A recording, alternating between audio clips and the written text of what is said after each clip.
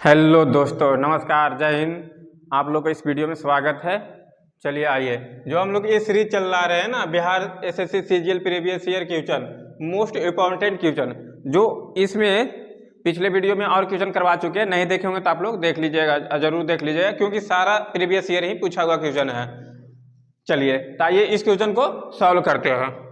चलिए, बोल रहा है कि वह सबसे छोटी संख्या बताइए जिसे 25, 40 और 56 से भाग देने पर शेषफल प्रत्येक स्थिति में, प्रत्येक मामले में क्या बचता है? 13 बचता है। तो पूछ रहा है कि बताइए वो संख्या क्या होगा।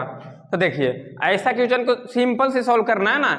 बोल रहा है कि 25 और 40 और 56 से क्या हो जाना चाहिए? भाग होना चाहिए, लेकिन रिमाइंडर कितना बचना चाहिए? 13। तो बताइए, ऐसा क्वेश्चन को सॉल्व करना है ना कि इसका ऐसा कोई नंबर मान लेते हैं कि जो उसे डिविजिबल हो, और 13 रिमाइंडर बचना चाहिए, यानी 13 और ऐड कर देंगे, तो 13 जोड़ देंगे ताकि रिमाइंडर 13 बच जाएगा। तो इसलिए इसका और इसका क्या लेकर लेंगे? एलसीएम ले लेंगे।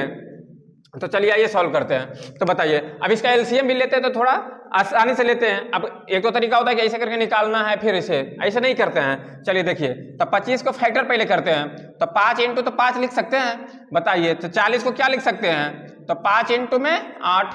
बताइए, 56 को क्या लिख सकते हैं? 8 गुने 7। बताइए, तो यहां से हम लोग को चाहिए, तो 5 5 2 बार है, तो सबसे बड़ा वाला लेते हैं ना, तो 25 कॉमन आ जाएगा।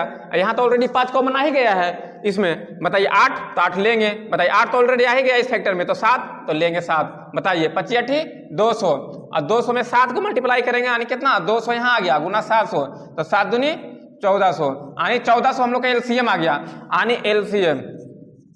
तो ए ऐसा नंबर है कि अगर 25 से डिवाइड करेंगे तो पूर्ण रूप से डिवाइड हो जाएगा, 40 से करेंगे पूर्ण रूप से डिवाइड हो जाएगा, और 56 से करेंगे पूर्ण रूप से डिवाइड हो जाएगा। तो बोल रहा है कि पूरा डिवाइड नहीं होना चाहिए, रिमाइंडर कितना बचना चाहिए? 13। तो इसमें और 13 ऐड कर देंगे, तो बताइए तो कितना हो जाएगा? 1413। तो हम लोग का यही आंसर हो जाएगा, ऑप्शन नंबर ए हो जाएगा। चलिए, इसका एक तरीका से और सॉल्व कर सकते हैं। अब बताइए कि इसमें इससे डिवाइड करने पे रिमाइंडर 13 बचना चाहिए, तो इसका मतलब हुआ कि रिमाइंडर को सब्ट्रैक्ट कर देते हैं, यानी घटा देते हैं। तो रिमाइंडर घटाने के बाद जो संख्या बचेगा, यानी ये तीनों से डिवाइड होगा।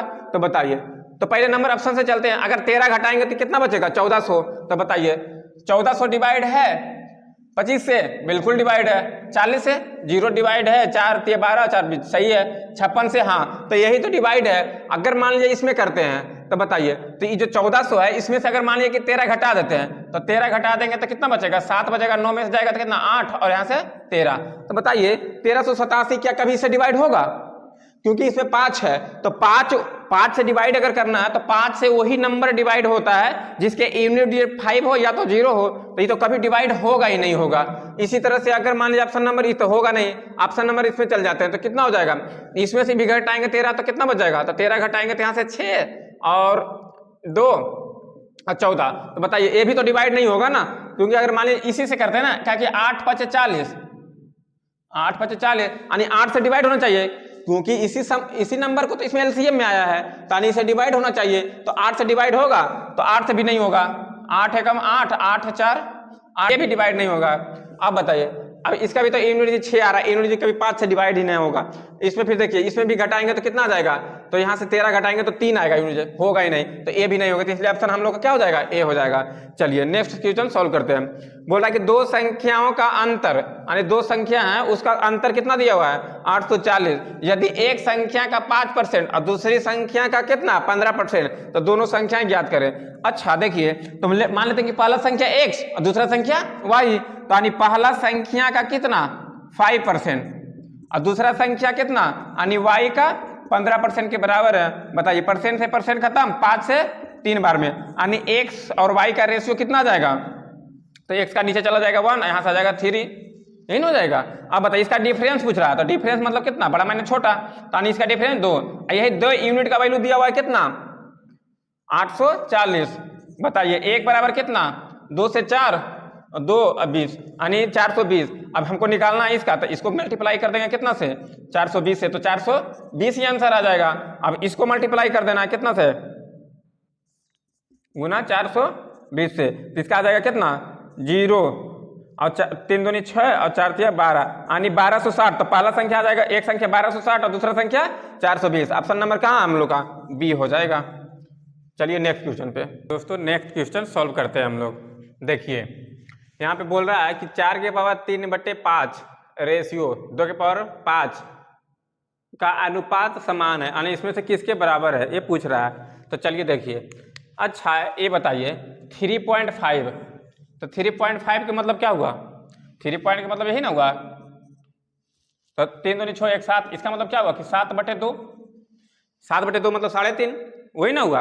तो बताइए, तो इसको इस फॉर्म में तोड़ना है, तो क्या 2 के पावर 2 इंटू में 7/2 लिख सकते हैं?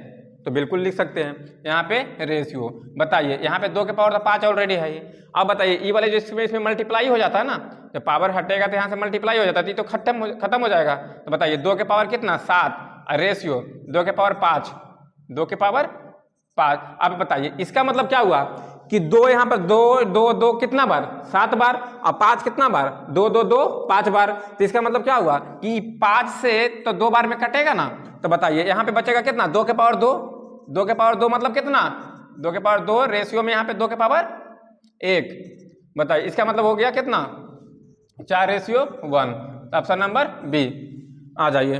नेक्स्ट क्वेश्चन पर बोला कि किसी वस्तु का क्रय मूल्य, किसी वस्तु का क्रय मूल्य तथा विक्रय मूल्य का अंतर, क्रय मूल्य तथा विक्रय मूल्य का अंतर दिया हुआ है कितना 360।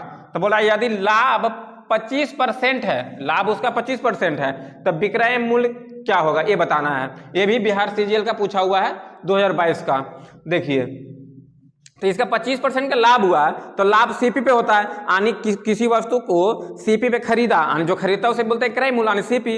अब उसको बेचा है, तो बेचा है तो 25% का क्या हुआ है लाभ हुआ है। तो 25% का लाभ हुआ है, तो इसका मतलब 25% का फ्रैक्शन वैल्यू क्या लिख सकते हैं 1/4, 1/4। इसका मतलब ये हो जाएगा कितना सीपी, यानी इसका मतलब यही ना हुआ कि सीपी रहा हुआ कितना 4 रुपया। तो उस पर बोल रहा है कि प्रॉफिट हुआ है, गेन हुआ है, प्रॉफिट बोल तो रहे ना कि लाभ हुआ है, यानी प्रॉफिट हुआ 1 रुपया के। तो बताइए सीपी यानी खरीदा होगा 4 रुपया में, 1 रुपया प्रॉफिट कमाया होगा, तो बेचा कितना में होगा 5 रुपया में। बताइए तो ये हो गया सीपी, ये हो गया एसपी।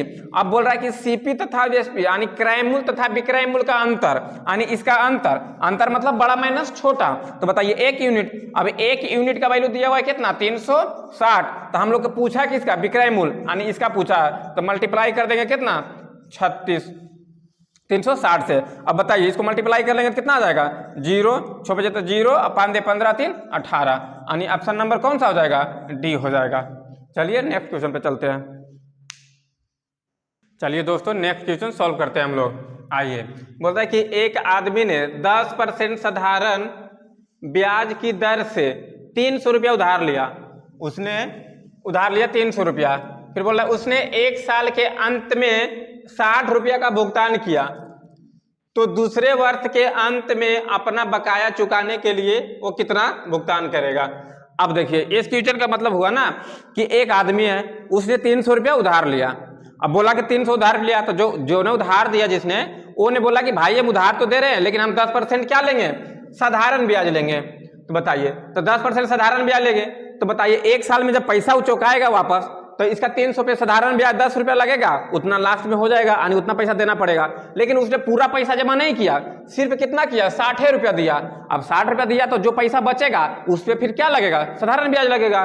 तो बताइए तो बोल रहा है कि एक आदमी ने 10% साधारण ब्याज की दर से 300 रुपया उधार लिया है, उसने 1 साल के अंत में 60 रुपया का भुगतान किया है। तो चलिए बताइए तो 300 रुपया था, 300 रुपया था, उसने 1 साल में जब उधार लिया, उधार ली गई राशि,